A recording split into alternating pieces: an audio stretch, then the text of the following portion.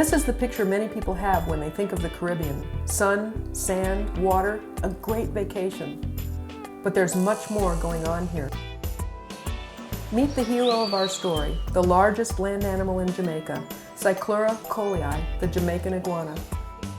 This is his story, a dramatic tale of rescue and recovery, and now one of the world's most celebrated conservation success stories.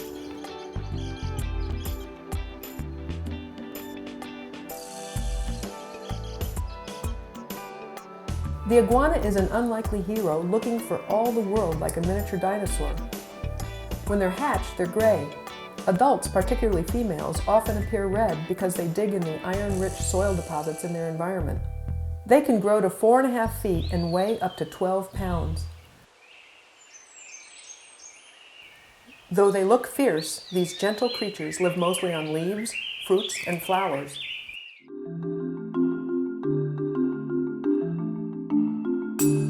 For centuries, iguanas have lived in a region of Jamaica known as the Hellshire Hills.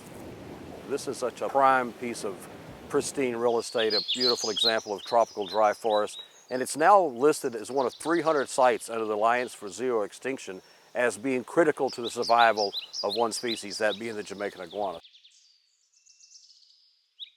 You really can't talk about the survival of the Jamaican iguana without talking about the survival of the Hellshire Hills. This dry, tropical forest is filled with limestone caves where the iguanas seek refuge.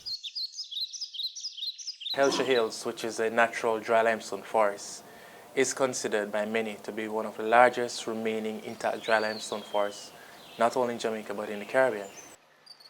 There are over 270 species of flowering plants, 53 of which is endemic to Jamaica.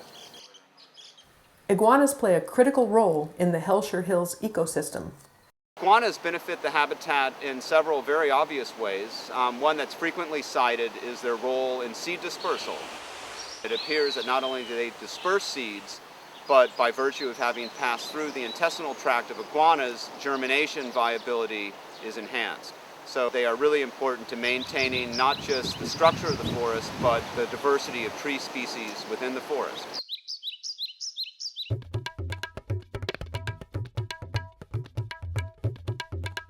But iguanas have many enemies. Back in the 1800s, in an attempt to control cane rats on the island, well-meaning colonists introduced to Jamaica the Indian mongoose, a voracious and highly effective predator. The mongoose began feeding on young iguana. We have evidence that feral cats are also an incredible problem on young and certainly hatchling iguanas. And then dogs, feral or escaped dogs from hunters, are about the only predator that can take down an adult iguana.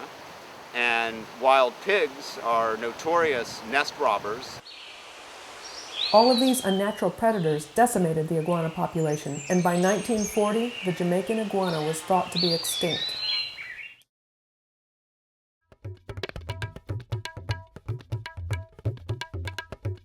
Here's where the drama takes an unexpected turn. Not until 1990 that a pig hunter named Edwin Duffus and his dog retrieved a live male Jamaican iguana and brought it to the Hope Zoo. And this signaled the rediscovery of the Jamaican iguana and literally sent shockwaves throughout the entire zoo and conservation community. Here's a species now given a second chance for survival. You know, what would this mean?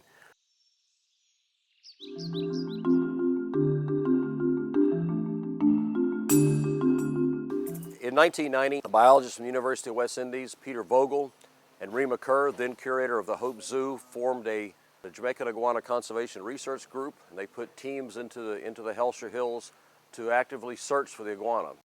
But the Jamaican Iguana Research and Conservation Group needed money to support their work. The International Iguana Foundation formed in 2001 in response to the critical lack of funding for iguana recovery programs. We got enough money to get by, but we weren't able to take any of these programs to the next level. We couldn't make plans from one year to the next. We really had to have a sustained revenue stream that we could make plans from year to year. So the Iguana Foundation allowed that to happen. Estimates were that no more than 100 iguanas survived in the 44 square miles of Hellshire Hills. Given the threats on the population, could iguanas possibly survive in the Hellshire Hills?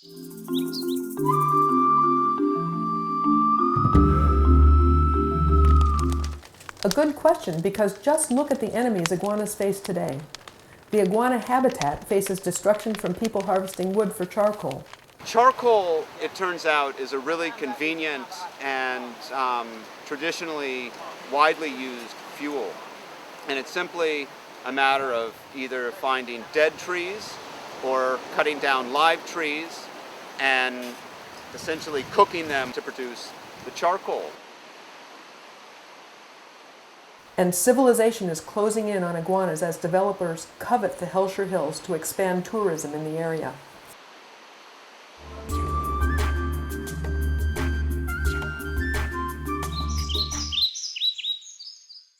Working to save and protect iguanas in the wild is the International Iguana Foundation with the support of the World Conservation Union, the IUCN Iguana Specialist Group.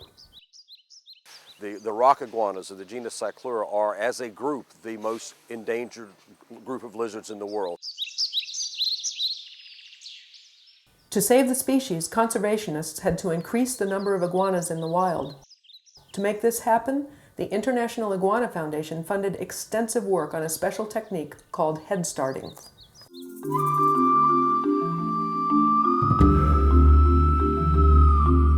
Well, the Hope Zoo plays a very critical role in the iguana conservation project in that we house the head starting program. So our major role in this really is to head start animals as they come from Hellshire Hills, take them to the point where they can be released into the wild and repatriated to make their contribution to the genetic pool in Hellshire Hills. Head starting begins when hatchlings are collected at the iguana's nesting site in the wild. They are brought to the Hope Zoo, where they'll live until they're 3 or 4 years old, large enough to survive the enemies they'll face in the wild. Each of these iguanas carries two forms of ID, a permanent pit tag that's been implanted in the left rear leg. It's a female, right? Female, 5 years old. And then it has a visible paint mark on the side, so when people see the iguana out in the bush over the next 6 months, they'll be able to recognize it as one of the recent releases. And we also employ bead tags, which is a more permanent form of ID that's visible in the field as well.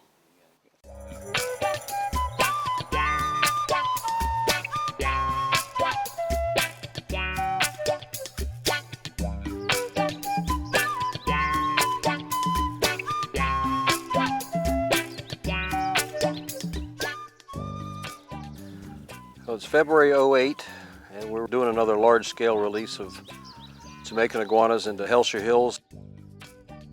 These releases put us well over the 100 mark. The total number that have been released, been repatriated into Hellshire Hills. Most of those have been done with International Iguana Foundation funding.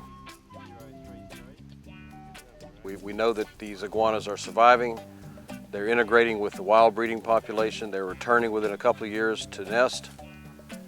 So we know that head-started iguanas can not only survive in the wild after a life in captivity, but they can reproduce and integrate with the wild population.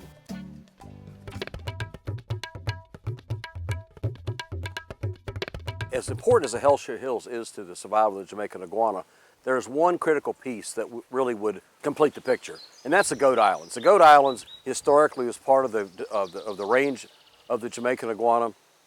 It's an island that's just 1 kilometer off the southwest coast of the Hellshire Hills. Unfortunately, it is also inhabited by mongoose, and it's overrun by goats. And the Jamaican iguana no longer lives there. Goat Island is a small area that can be eradicated of mongoose and goats, and the iguanas will reproduce naturally. It would be natural recruitment with no predation. Goat Island is an ideal sanctuary. We really need to get iguanas back out there.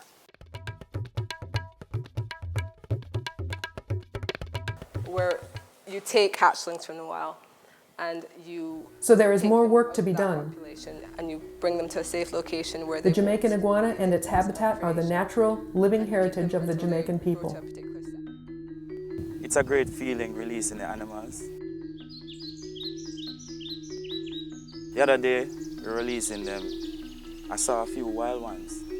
And I was just frozen at the time when I saw them, because to know that we had taken this animal from its juvenile and now grown it to a size that predators, mongoose and so forth can't harm them. And to know that that animal has survived that long out there and is looking great. His body condition was totally great. That's a good feeling, and it really inspires me.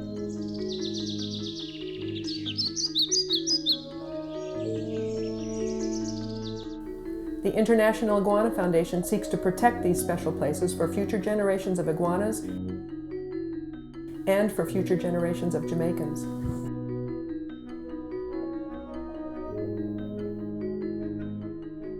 Be a part of this remarkable recovery. Send your tax-deductible donation to the International Iguana Foundation. There are no administrative costs. Your entire donation benefits iguanas.